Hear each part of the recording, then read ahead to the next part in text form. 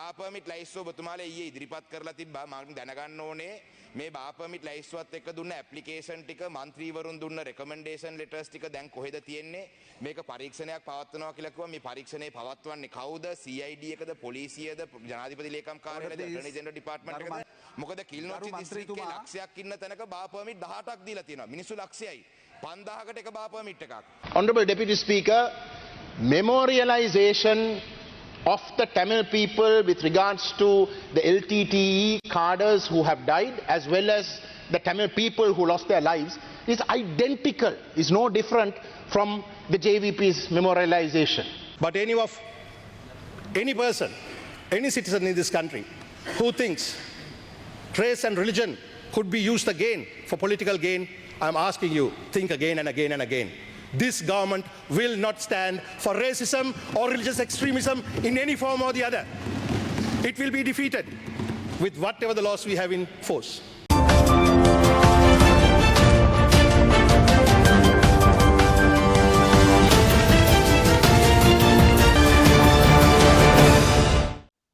வணக்கம். டிசம்பர் மாதத்தின் 5ஆம் தேதிக்குரிய இலங்கையின் முக்கியமான செய்திகளோடு இந்த அதிகாலை வேளையில் உங்களை சந்திக்கிறேன். இலங்கையின் நாடாளுமன்றம் இன்றைய நாளிலும் பல்வேறு முக்கியமான விடயங்களை எதிர்கொண்டிருந்தது. குறிப்பாக இந்த vote on account என்று சொல்லப்படுகின்ற இடைக்கால பாதீடு ஒன்று இன்றைய நாளில் நிதியமைச்சரும் ஜனாதிபதியுமான அனுரகுமார் திசாநாயக் அவர்களால் முன்வைக்கப்பட்டு நாடாளுமன்றத்திலே இது பற்றிய விடயம் முற்றுமுழுதாக ஏற்றுக்கொள்ளப்பட்டுகின்றது.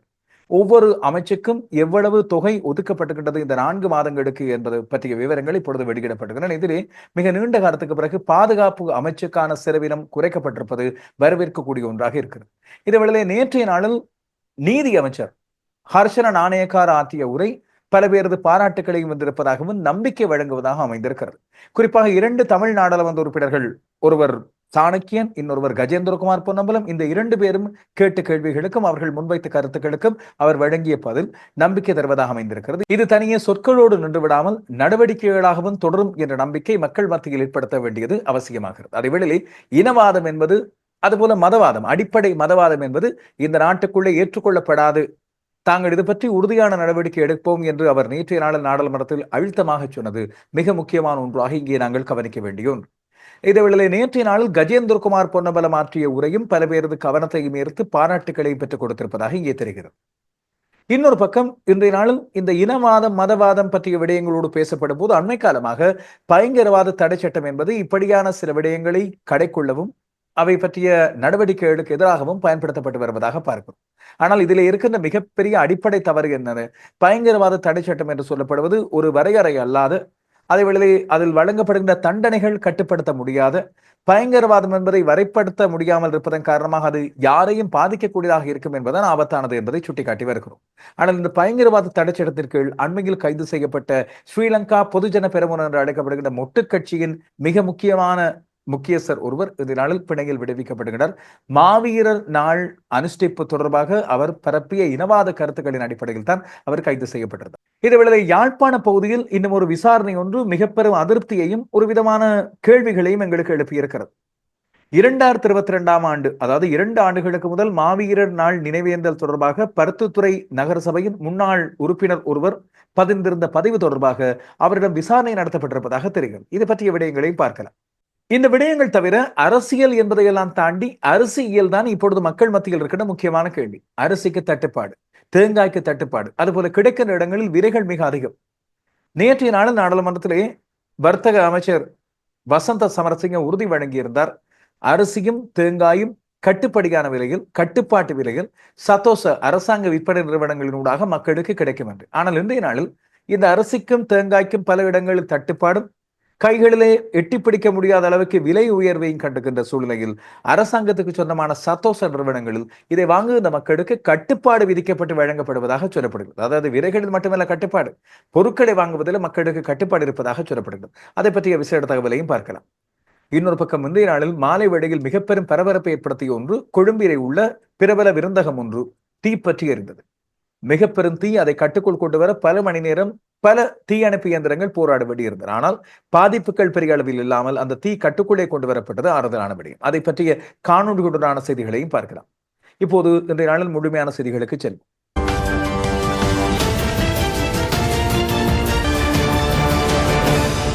ஜனாதிபதி அன்ருகுமார் திசாநாயக்க ஜனாதிபதியாக பதவியேற்றவுடன் வரவு செலவு திட்டமானது மார்ச் மாதத்திலே தான் சமர்ப்பிக்கப்படும். அதற்கிடையில் 4 மாதங்களுக்கான முற்கூட்டிய ஓட் அண்ட் அக்கவுண்ட் என்று சொல்லப்படுகின்ற கணக்கின் மீதான வாக்கெடுப்பு, அதாவது இடைக்கால வரவு செலவு திட்டம் இந்த நாடாளுமன்றத்திலே சமர்ப்பிக்கப்படும் என்று குறிப்பிட்டிருந்தார். அதன் அடிப்படையில் குறிப்பிட்டதை போல டிசம்பர் மாதத்தின் 5ஆம் தேதியான இன்று இந்த ஓட் அண்ட் அக்கவுண்ட் இடைக்கால வரவு செலவு திட்டம் 4 மாதங்களுக்கான கணக்கறிக்கையாக இந்த நாள் நாடாளுமன்றத்திலே சமர்ப்பிக்கப்பட்டு அது நிறைவேற்றப்பட்டது. குறிப்பாக இதிலே சமர்ப்பிக்கப்பட்ட மிக முக்கியமான விடயமாக வழமையாக பாதுகாப்பு அமைச்சுக்கு மிக பெரும் தொகை ஒதுக்கப்படுவதை நாங்கள் கண்டிருக்கிறோம். இது யுத்தம் முடிவடைந்த பிறகும் பாதுகாப்பு அமைச்சுக்கு தான் அதிகமான தொகை ஒதுக்கப்படுவதை நாங்கள் பார்த்திருக்கிறோம், அதிருப்திப்பட்டிருக்கிறோம், பல விமர்சனங்களை முன்வைத்திருக்கிறோம். இந்த அரசாங்கம் அதற்கான மாற்றத்தின் முதற்படியாக பாதுகாப்பு அமைச்சுக்கு மிக குறைவான தொகையை ஒதுக்கி இருப்பதை பார்க்கிறோம். ஆனால் அப்படி இருந்த போதிலும் கூட கல்வி அமைச்சுக்கு ஒதுக்கப்பட்ட தொகையை விட பாதுகாப்பு அமைச்சுக்கு அதிகமான தொகை ஒதுக்கப்பட்டிருப்பதை நாங்கள் இங்கே சுட்டிக்காட்ட வேண்டும். ஆனால் இம்முறை அதிகமான தொகை ஒதுக்கப்பட்டிருப்பது போக்குவரத்து, நெடுஞ்சாலைகள், கப்பற்துறை மற்றும் விமான போக்குவரத்து அமைச்சுக்கு 220.06 பில்லியன் ரூபாய் அதற்காக ஒதுக்கப்படுகின்றது தொடர்ந்து வருகின்ற 4 மாதங்களுக்கு. நிதி மற்றும் பொருளாதார அபிவிருத்தி அமைச்சுக்கு 186.02 மில்லியன் அதிக தொகையாக ஒதுக்கப்படுகின்றது. 2வது கூடிய தொகை இதற்கு ஒதுக்கப்படுகின்றது. பொது நிர்வாக, மாகாண சபைகள் மற்றும் உள்ளூராட்சி அமைச்சுக்கு 170.4 பில்லியன் ரூபாய் ஒதுக்கப்படுகின்றது. குறிப்பாக இப்போது மாகாண சபைகளும் சரியான முறையில் இயங்காத நிலையில் உள்ளூராட்சி சபை தேர்தல்களுக்கும் இன்னும் காலம் எடுப்பதன் காரணமாக அதற்கான பெரிய தொகை ஒதுக்கப்பட வேண்டியது அவசியமாகிறது. சுகாதார மற்றும் ஊடகத்துறை அமைச்சுக்காக 161.99 மில்லியன் ரூபாய் ஒதுக்கப்படுகிறது. அதுக்கு அடுத்தபடியாக பாதுகாப்பு அமைச்சுக்கு ஒதுக்கப்படுகிறது 142.95 பில்லியன். கல்வி, உயர்கல்வி மற்றும் தொழில்சார் கல்வி பயிற்சிகளுக்காக ஒதுக்கப்பட்ட தொகை 92 பில்லியன் ரூபாயாக அமைந்திருக்கிறது. அதுபோல விவசாய, நீர்ப்பாசன மற்றும் கால்நடை அபிவிருத்தி அமைச்சுக்கு ஒதுக்கப்படுகின்ற முழுமையான தொகை 67.36 பில்லியன் ரூபாயாக இருக்கிறது. எனவே இது இப்பொழுது இந்த வருகின்ற 4 மாதங்களுக்கு ஒதுக்கப்பட்ட தொகையாக இருக்க இதை பற்றிய தொடர்ச்சியான நடவடிக்கைகளையும் அவதானிப்புகளையும் அரசாங்கம் எடுத்து வரும் நீதி அமைச்சின் கிடை இந்த நடவடிக்கைகள் மேற்கொள்ளப்படும் என்று அறிவிக்கப்படுகிறது. அதேவேளை நீதி அமைச்சு நேற்றைய நாளில் எடுத்திருக்கின்ற நடவடிக்கையும் நீதி அமைச்சர் ஆற்றிய உரையும் மிக முக்கியமாக எங்களால் பாராட்டப்பட வேண்டிய விடயங்கள் அங்கே அடங்கியிருப்பதை பார்க்கிறோம்.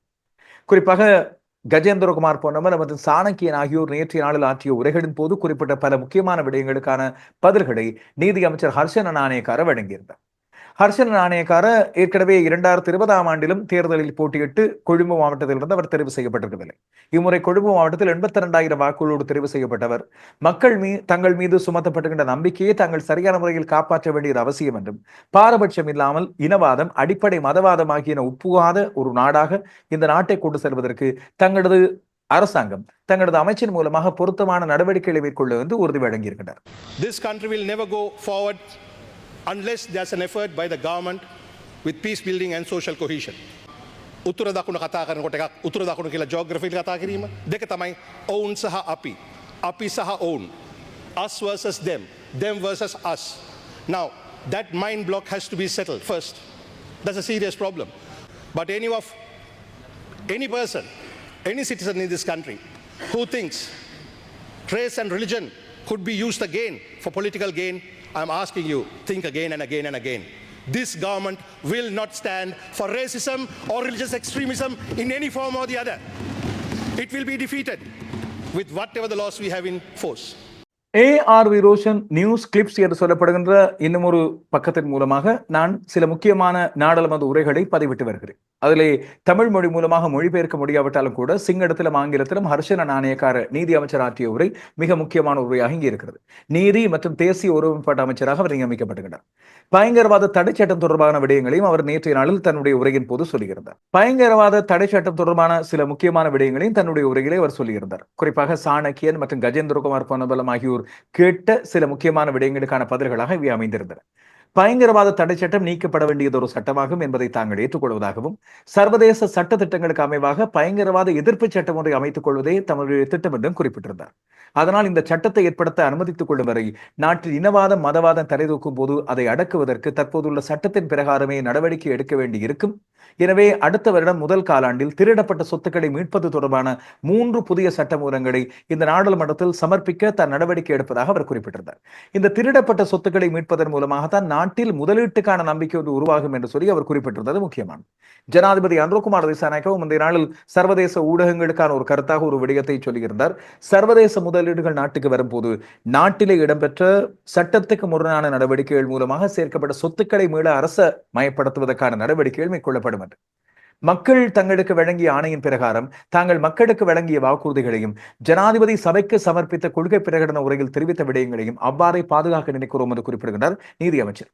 பேச்சு சுதந்திரம் என்று சொல்லப்படுவது ஒரு மனிதனின் அடிப்படை உரிமையாகும். அதனை தாங்கள் இல்லாமல் செய்ய மாட்டோம் என்று உறுதி வழங்கியிருந்தார். ஆனால் சமூக வலைத்தளங்களில் இனவாதத்தை பரப்பி வடக்கையும் தெற்கையும் மீண்டும் யுத்த சூழ்நிலைக்குள் கொண்டு வருகின்ற முயற்சிகளை ஏற்படுத்துவோரை தாங்கள் பேச்சு சுதந்திரத்தை கொண்டவர்கள் என்று சொல்லி குறிப்பிட மாட்டோம். இதனால் அவர்களுக்கு எதிராக தாங்கள் நடவடிக்கை எடுக்க வேண்டி இருந்தது என்று சொல்லி குறிப்பிட்டிருந்தார். மோசடிக்காரர்களை சட்டத்துக்கு முன்னிறுத்தி அவர்களுக்கான தண்டனை பெற்றுக் கொடுப்பதன் மூலம் வெளிநாட்டு முதலீட்டாளர்களுக்கு எமது நாடு தொடர்பில் நம்பிக்கை ஏற்படுத்த வேண்டும் என்று குறிப்பிடுகின்றார் அமைச்சர் ஹர்ஷன நாணயக்கார். எனவே அடுத்த வருடம் முதல் காலாண்டில் திருடப்பட்ட சொத்துக்களை மீட்பது தொடர்பான 3 புதிய சட்டமூலங்களை இந்த பாராளுமன்றத்தில் சமர்ப்பிக்க தான் நடவடிக்கை எடுப்பதாக குறிப்பிட்டிருந்தார். குற்றவியல் சட்டமூலம், மீட்பு, புனர்வாழ்வு, வங்குரோத்து தொடர்பான சட்டமூலங்கள், அதுபோல கணக்காய்வு சட்டமூலம் ஆகியவற்றுக்கான திருத்தங்கள் சமர்ப்பிக்கப்படும் என்று குறிப்பிட்டு அதனால் சட்டத்தின் ஆட்சியை நிலைநாட்ட அனைவரது ஒத்துழைப்பையும் எதிர்பார்ப்பதாக அவர் குறிப்பிட்டது நம்பிக்கை தரக்கூடிய ஒரு உரையாக இருக்கின்றது. குறிப்பாக அவர் கஜேந்திரகுமார் பொன்னம்பலம் கேட்ட பல கேள்விகளுக்கு, குறிப்பாக அரசியல் கைதிகளின் விடுதலை தொடர்பாக, அதுபோல இந்த பயங்கரவாத தடை சட்டம் தொடர்பாக கேட்கப்பட்ட கேள்விகளுக்கு நம்பிக்கை தரக்கூடிய விதமாக நீதி மற்றும் தேசிய ஒருமைப்பாடு அமைச்சர் பதவி வழங்கியிருந்தார். தன்னுடைய அமைச்சின் கதவுகள் எப்போதும் திறந்திருக்கும். இதன் அடிப்படையில் இந்த கேள்விகள் கேட்க விரும்புவோர் சந்தேகப்படாமல் தங்களை நாடி இந்த விடயங்களை முன்னெடுக்கலாம் என்று சொல்லி அவர் இங்கே குறிப்பிட்டார். And I would urge him to look into this matter as well as the question of Tamil political prisoners. There are 9 who still continue to be incarcerated. I would urge for you to release them as early as possible. Gajan Ponnambalam MP, your concerns will all be addressed, and what you have listed was 70 years of past history, and we have taken over now. It's been less than a month. You can rely on us. We are the true friends of the North. So therefore, whatever the genuine grievances you have, there may have been mistakes in the past, but we shall address them, including the political prisoner situation after proper legal assessment. So therefore, there's nothing to nothing to be suspicious about our motivation and intentions. Let's work together on this one. So if there are any concerns, please direct them to my ministry, and I will definitely look into them. அவருடைய முழுமையான உரையை நீங்கள் ஆங்கிலத்திலும் சிங்களத்திலும் பார்க்கலாம் ARV lotion news clips வழியாக. இதில் நேற்றைய நாள் இந்த பெர்மிட் என்று மதுபான அனுமதி பத்திரங்கள் தொடர்பாக பரபரப்பாக பேசப்பட்டது. ஆனால் ஒரு விடயத்தை சுட்டிக்காட்டியிருந்தேன். அதிலே அரசியல்வாதிகள் எம்பிக்கள் யாருடைய பெயர்களும் குறிப்பிடவில்லை.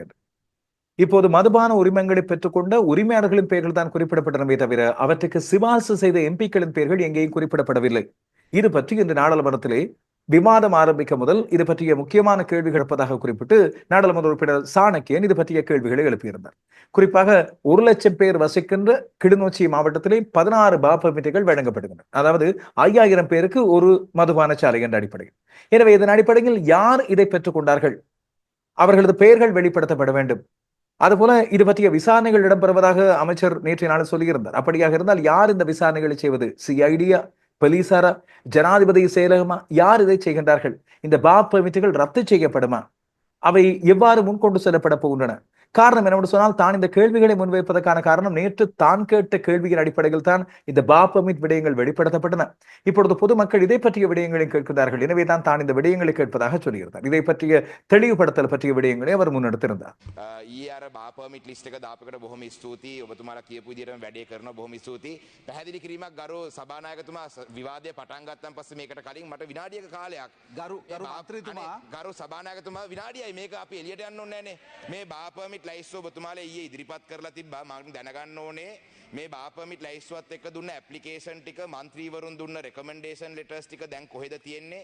මේක පරීක්ෂණයක් පවත්වනවා කියලා කිව්වා. මේ පරීක්ෂණේ පවත්වන්නේ කවුද? CID එකද, පොලිසියද, ජනාධිපති ලේකම් කාර්යාලයද, ඇටර්නි ජෙනරල් ඩිපාර්ට්මන්ට් එකද? ඒ වගේම මේ බාපර්මිට් එක කැන්සල් කරනවද?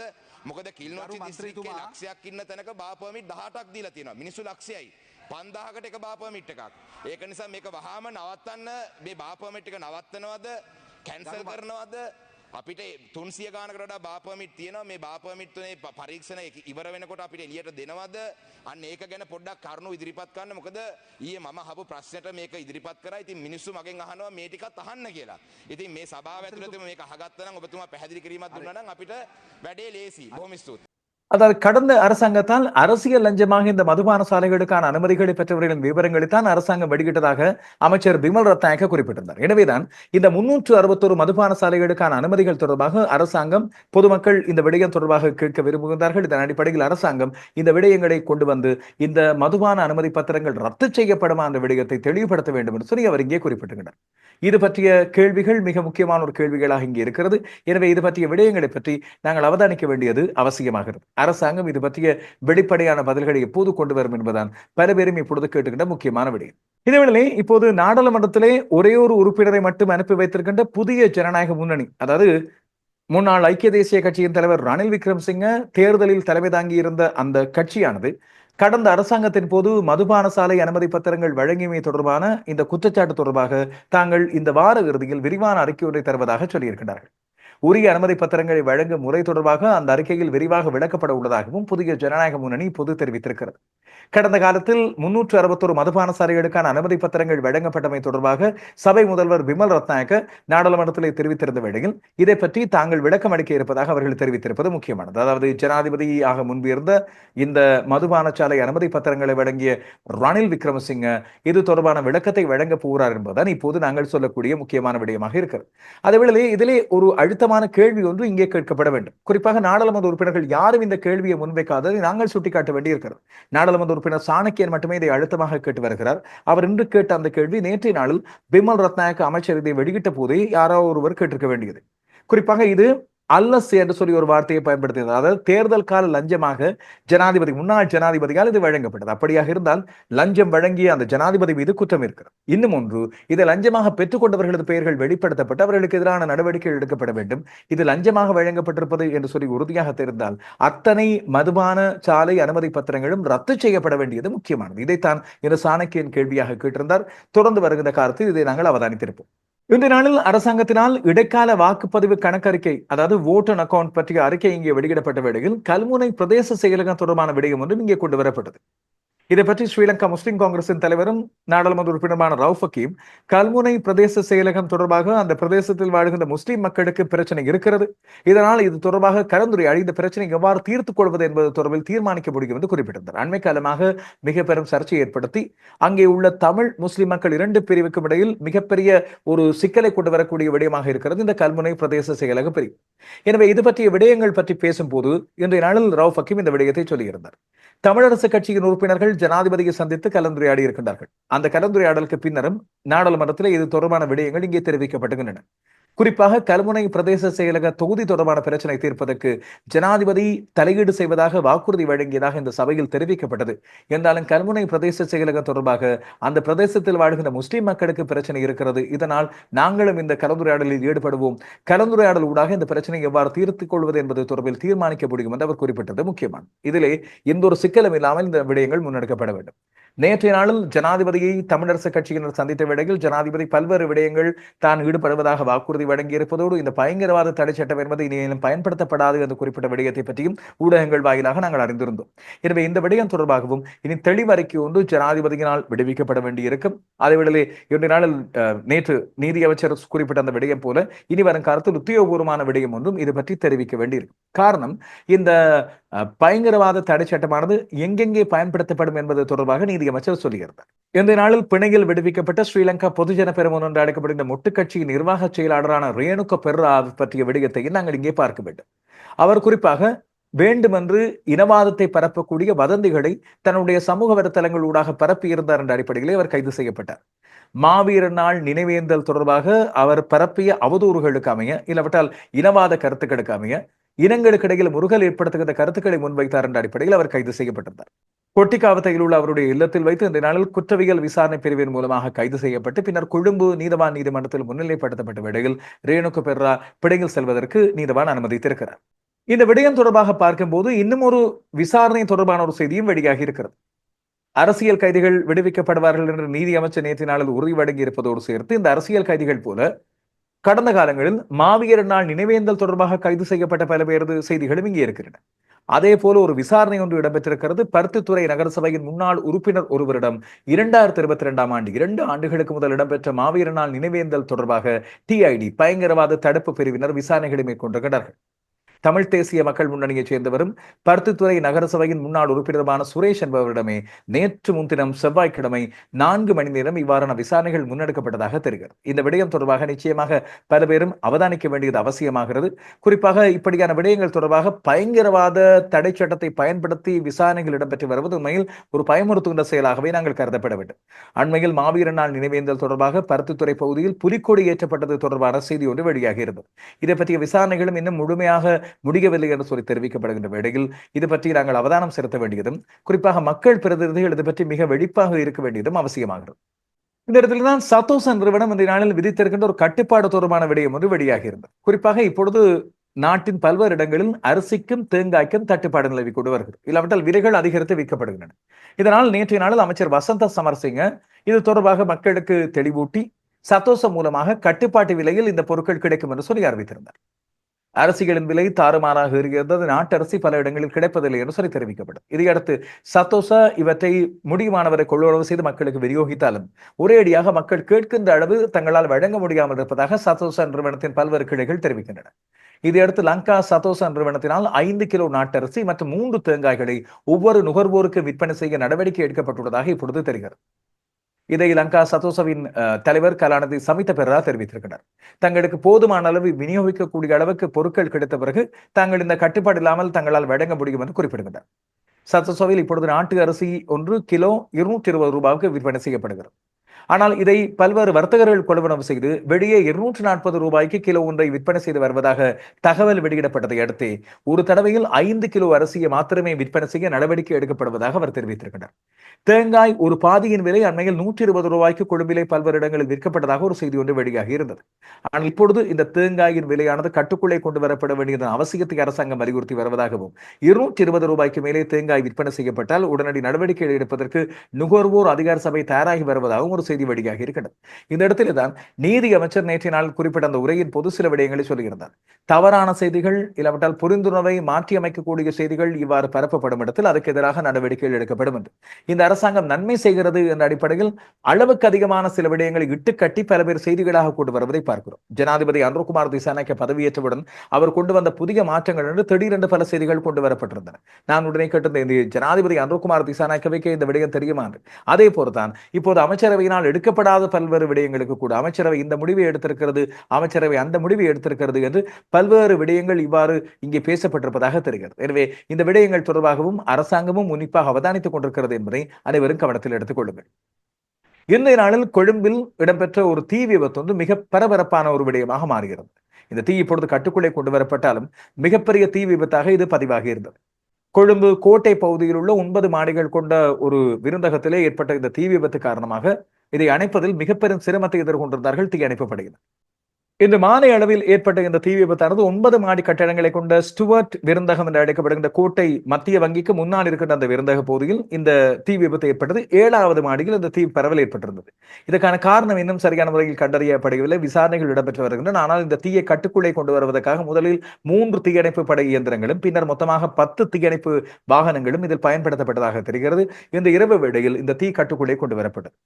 விருந்தகத்துக்குள் சிக்கியிருந்த வெளிநாட்டவர்கள் உட்பட அனைவருமே பாதுகாப்பாக மீட்கப்பட்டிருப்பதாகவும் யாருக்கும் எந்த விதமான காயங்களும் ஏற்படவில்லை என்றும் பொருட்சேதம் தொடர்பாக இப்போது இன்னும் உத்தியோகபூர்வமாக அறிவிக்கப்படவில்லை என்றும் தெரிவிக்கப்படுகிறது.